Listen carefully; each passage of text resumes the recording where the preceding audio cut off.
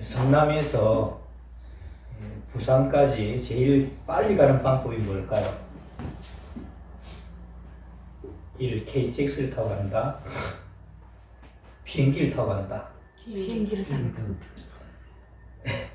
그다음에 세 번째는 버스를 타고 간다. 네 번째는 자가용으로 간다. 여러 가지 방법이 있겠지만은 제일 좋은 방법은 사랑하는 사람과 함께 가는 것입니다. 사랑하는 사람과 함께 가면 아무리 시간이 많이 걸려도 짧게만 느껴지기 때문입니다. 다른 말로 하자면 누구와 동행하느냐에 따라서 달려있는 것입니다. 길다면 길고 짧다면 짧은 우리 인생도 누구와 동행하느냐에 따라서 우리의 인생이 달라질 수 있는 겁니다. 그래서 반평생을 함께 사는 인생의 배우자는 참으로 소중한 것입니다. 우리가 식사를 할 때도 똑같은 음식이지만 누구와 함께 먹느냐에 따라서 그 음식 맛이 달라집니다. 오늘 여러분 주보 사이에 간지 나눠드린 잠언에 있는 인생의 교훈을 한번 읽어보죠. 잠언 13장 20절 말씀. 잠언 13장 20절 말씀 우리 같이 보겠습니다. 시작. 지혜로운 자와 동행하면 지혜를 얻고 미련한 자와 사귀면 해를 받느니라. 22장 24, 25절도 한 절씩 보겠습니다. 잠언 22장 24절 제가 봅니다. 노를 품는 자와 사귀지 말며 울분한 자와 동행하지 말지니 그의 해를 보마다 내 영혼을 물에 빠뜨려가 두려움이다. 아멘. 화가 난 사람 옆에 있으면 주먹을 맞든지 어떻게든지 재앙을 당할 수가 있을 것입니다. 기분 좋은 사람 옆에 있으면 야, 오늘 내 기분 좋은데 정신 한턱 쏜다. 이렇게 해서 정신 못 얻을 수 있는 것이겠죠. 여러분 내 주위에 있는 사람들 한번 보시기 바랍니다. 물리적으로 지금 내 주위에 있는 사람들도 보시고 평상시에 여러분 주위에 있는 사람들이 누구 있는가 한번 잘 살펴보시기 바랍니다. 늘 찡그리고 있는 사람이 있는지 아니면 생글생글 웃는 사람 옆에 있는지 그리고 여러분 자신도 보시기 바랍니다. 나 역시도 주위에 있는 사람들에게 좋은 동행자가 되어줘야 할 것입니다. 오늘 우리가 읽은 말씀 창세기 5장에는 아담의 계보가 기록되어 있습니다. 특별히 이 5장 말씀에는 인류 역사상 가장 장수한 사람들의 기록이 나옵니다. 대부분 900세 이상 살았던 사람들입니다. 그런데 그 가운데 오늘 본문에 나오는 에녹은 그 중에서 가장 짧게 살았습니다. 반면에 이 에녹의 아들 우리가 읽진 않았지만은 머두셀라라는 아들은 가장 오래 살았습니다. 다 900세 이상 살았는데 그 중에서도 969세를 살아서 기록을 세웠죠. 그 에녹에 대해서 표현하기를 300년을 하나님과 동행하며 자녀를 낳았다. 그렇게 성경은 아주 짧게 이 에녹의 역사를 기록하고 있습니다. 에녹은 하나님과 동행하는 삶을 살았습니다. 그는 가장 짧게 살았어도 가장 오래 사는 삶을 살았습니다. 왜냐하면 영원하신 하나님과 동행하는 삶을 살았기 때문입니다. 이 사실을 해석한, 그러니까 여러분 구약에 있는 게 이제 그 사람의 이야기라면 신약에서 그 구약의 인물들을 소개를 하면은 구약의 사건들에 대한 해석이라고 보면 됩니다. 그러니까 이 구약의 사건을 해석을 한 히브리서 신약이죠. 히브리서 11장 5절 말씀. 우리 히브리서 11장 5절 말씀 같이 읽어볼까요? 주보사의 간지 시작. 믿음으로 에녹은 소돔을 보지 않고 옮겨졌으니 하나님이 그를 옮기심으로 다시 보이지 아니하였느니라. 그는 옮기시기 전에 하나님을 기쁘시게 하는 자라 하는 증거를 받았느니라. 아멘. 에녹은 죽지 않고 하나님께로 옮겨졌다고 그렇게 성경은 기록하고 있습니다. 그래서 하나님과 짧은 시간 동행하면서 하나님을 기쁘시게 하다가 하나님의 부르심을 받아 죽지 않고 하나님께로 옮겨진 것입니다. 하나님과 동행하면 하나님이 기뻐하십니다.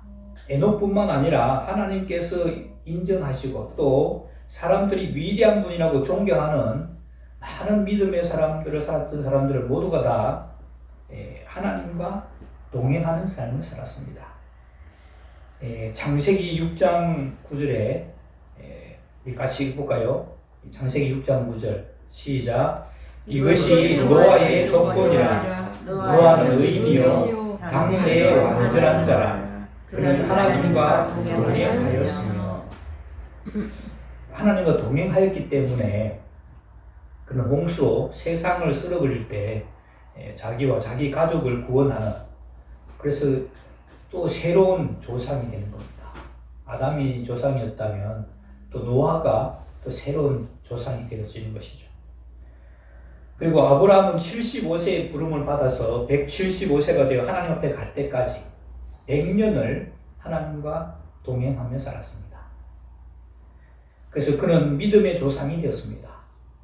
구약 성경을 인정하는 모든 사람들은 아브라함을 다 믿음의 조상이라고 그렇게 말합니다. 우리에게도 우리 구약 성경을 믿고 인정하죠. 우리에게도 믿음의 조상이 누구냐 물으면 다 아브라함이라고 이야기를 할 것입니다. 그래서 아브라함은 정말 믿음의 조상이 되었고 하나님과 동행하는 사람이 되었습니다. 많은 믿음의 사람들이 다 하나님과 동행하는 삶을 살았는데 하나님과 동행한다는 말이 과연 무엇일까요? 오늘 본문에서도 에녹이 하나님과 동행하였다고 기록하고 있지만은 어떻게 하는 것이 하나님과 동행하는 것인지 구체적인 행동 지침이 나와 있지가 않습니다.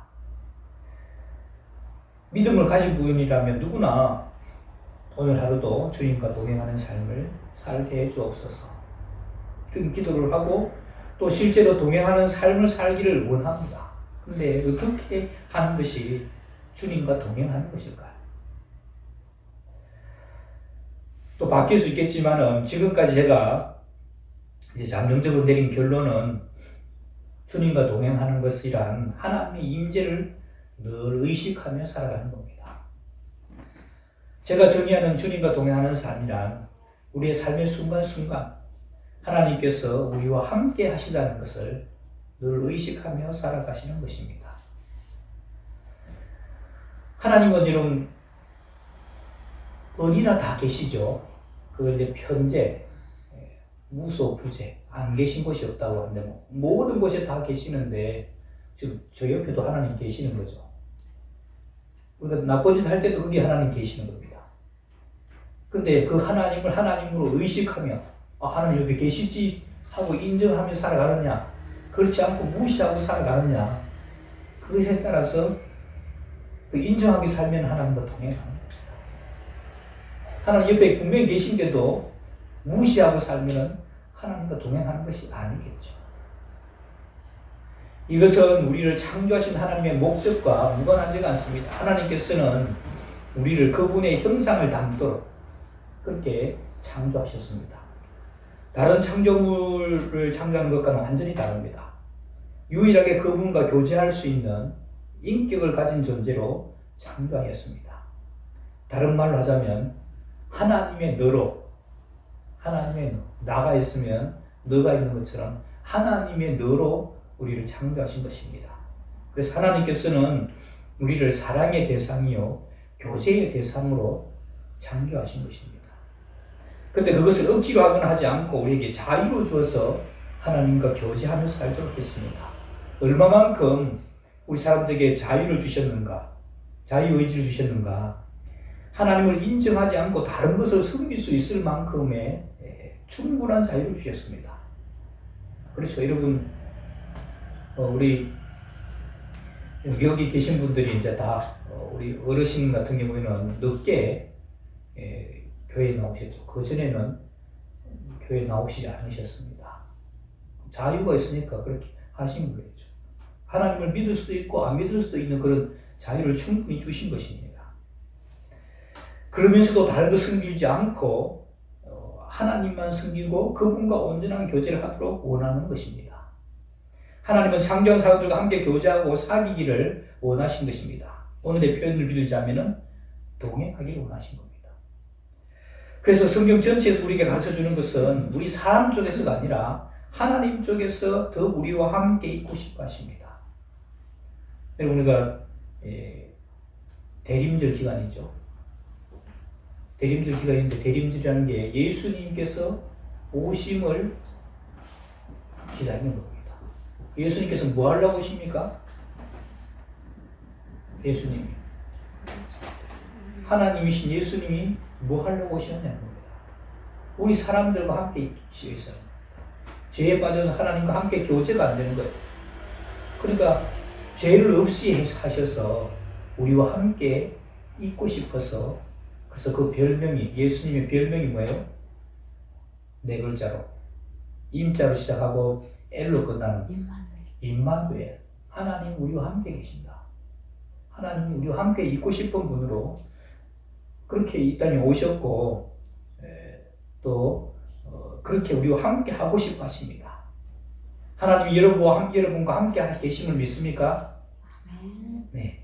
하나님 여러분과 함께 계십니다. 다만 내가 느끼지 못하고 내가 깨닫지 못하고 의식하지 못하기 때문에 안 계신 것처럼 보일 뿐입니다.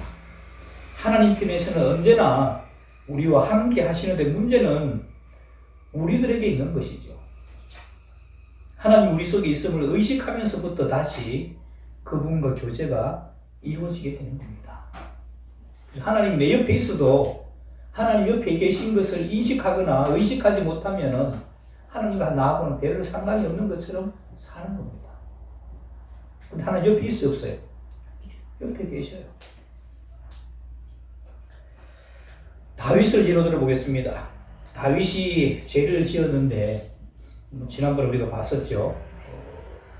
크게 두 가지를 지었는데, 젊었을 때 남의 아내, 우리아의 아내를 범하고 그 죄를 숨기기 위해서 우리아를 교살케 하는 죄를 저질렀습니다.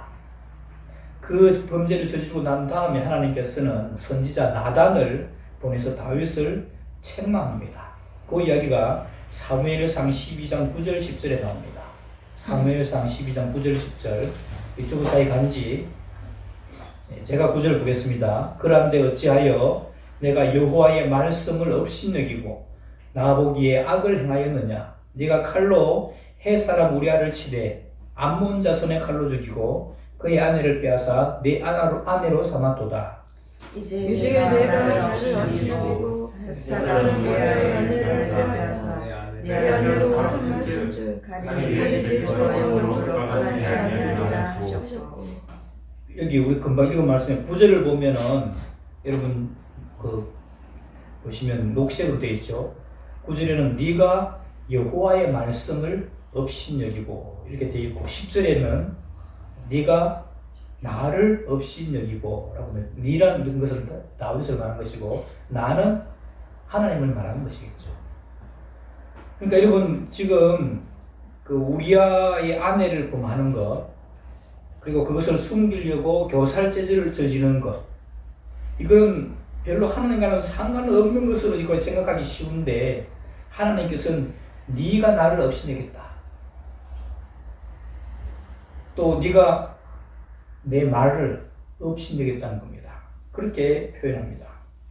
또 다른 것도 찾아보겠습니다. 다윗의 예는 좀 부정적인 것이 있는데 반해서 이번에는 긍정적인 부분을 찾아보겠습니다. 창세기 39장 7절에서 9절 창세기 39장 7절에서 9절 한 절씩 교독해 보겠습니다.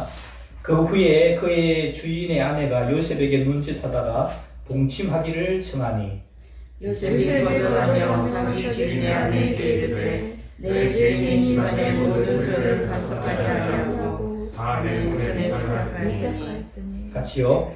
이 집에는 나보다 큰 이가 없으며 주인이 아무것도 내게 금하지 아니하였으므로 금한 것은 당신뿐이니 당신은 그의 아내이니라. 그런즉 내가 어찌 이 큰 악을 행하여 하나님께 죄를 지으리까. 그러니까 주인 몰래 주인의 아내와 정을 나누면 누구에게 죄를 짓는 것이에요? 네? 아니 상식적으로 생각해 보시라고. 자기 주인이 있는데 자기 주인 몰래 주인의 아내와 정을 통하면 누구에게 죄를 짓는 거예요? 주인에게 죄를 짓는 거죠. 그렇지 않아요? 그렇죠. 주인의 몰래 주인의 아내를 하고 이렇게 정을 통하면은 주인에게 죄를 짓는 겁니다. 그런데 요셉은 9절 끝에 어찌 이 큰 악을 누구에게 행하여 누구에게 죄를 지을까? 하나님께 죄를 지을까? 그렇게 표현하고 있습니다. 사람한테 죄를 짓는 것인데도 다윗의 경우에는 하나님께서 네가 나를 업신여겼다. 사람한테 죄를 지었는데 네가 나를 업신여겼다는 겁니다. 그리고 요셉은 사람한테 잘못한 것일 수 있는데 내가 하나님께 죄를 짓겠느냐 이렇게 표현하고 있는 것입니다. 이 말은 다 하나님이 우리 사람들과 함께 계셔서 옆에서 우리를 지켜보고 있다는 겁니다. 내가 범죄하고 있으면은 내가 그 사람에게만 죄를 짓는 게 아니고 그걸 지켜보고 있는 하나님께 죄를 짓고 있다는 말입니다. 이런 일이 없어야겠고 우리 교회는 없는 일이지만은 여러분들의 이해를 돕기 위해서 우리 교회 근사님 두 분이 더 계시죠. 근사님 두 분이 이제 테이블에 앉아서 뭐 이야기를 나누고 있습니다. 저도 이제 교회 일을 하느라고 교회에 여기 있습니다. 근데 같은 테이블에서 이야기하더니 언성이 자꾸 높아지고 막 이제 과금 소리 커지더니 이제 삿대질 하는 겁니다. 그래 막 욕을 하면서 막 머리를 뜯고 싸워요. 주먹 다짐까지 하려고 막 하는 거예요. 싸움을 말리는 사람들이 목사님 앞에서 이 무슨 짓이냐고 호통을 칩니다.